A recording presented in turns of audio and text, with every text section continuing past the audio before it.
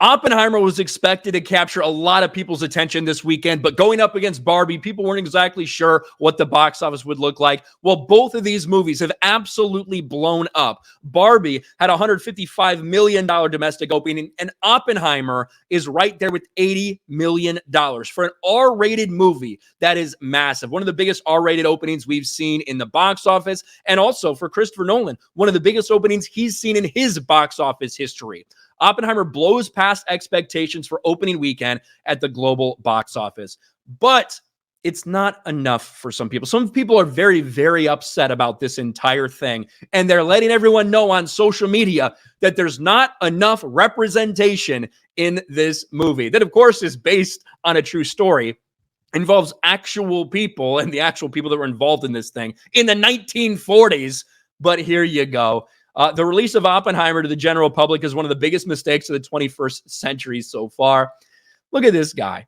Just saw Oppenheimer, an in-depth character exploration of the people who have built the atomic bomb, a weapon of mass destruction that killed 250,000 Japanese civilians.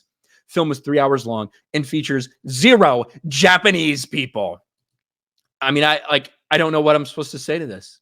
Other than this dude desperately wanted to watch Japanese people get vaporized.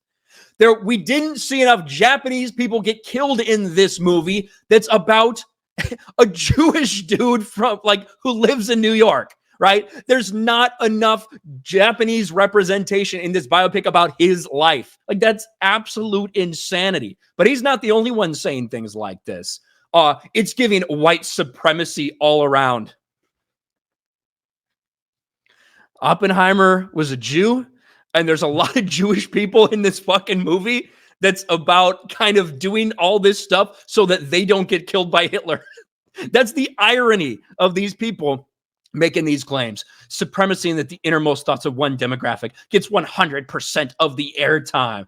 There were some other hot takes out there about women in the movie. Fun fact, no women speak until 20 minutes into #Oppenheimer, and then within a minute, there's a sex scene.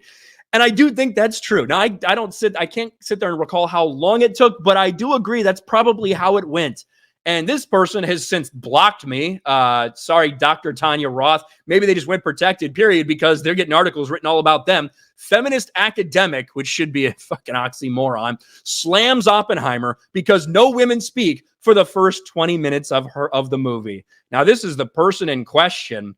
Why the long teeth? Holy shit, that is weird. But anyway, yes, this person actually put that out there and is getting completely and totally destroyed.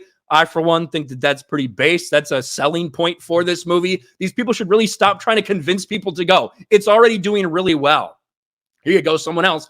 I haven't seen the movie, nor do I intend to. Okay, but the tortured genius narrative of Oppenheimer is a prime example of how U.S. cultural production maintains its hegemony and militarized policing through fictions of benevolence. And if you had actually gone and seen the movie, you realize that he has like some huge moral qualms about things that happen. That's how it's presented anyway. Again, not a perfect iteration. Certainly, there's a lot of messaging in Oppenheimer too about communism versus what's going on in America at the time that I think did turn some people off. No idea if that'll really affect it in the box office too much.